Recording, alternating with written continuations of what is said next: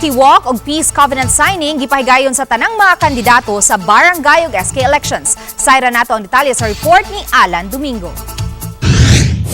Together with the officers. Nagtapok ang mga kandidato sa barangay ug sangguniang kabataan sa Plaza Sugbo uban ang kapulisan, kasundaluhan, kabomberuhan ug ang Commission on Elections. Dayon gipahigayon ang Unity Walk gikan sa City Hall. Gisunod usab ang paglagda sa commitment wall diin mipirma ang tanang stakeholders isip panaad nga himuon ang tanan alang sa hapsay ug malinawon nga piniliay. Gihimo usab ang simbolik nga pagpalupad sa mga puti nga salampati nga nagsimbolo sa kalinaw.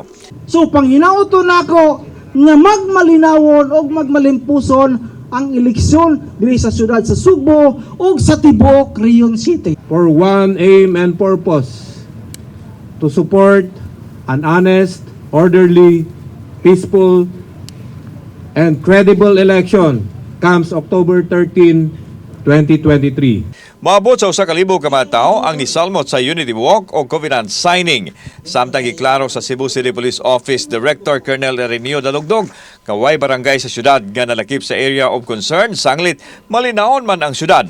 Apan padayon ang monitoring sa kapulisan sa kasika sa madapit aron masiguro ang kahapsay ug kalinaw sa dakbayan.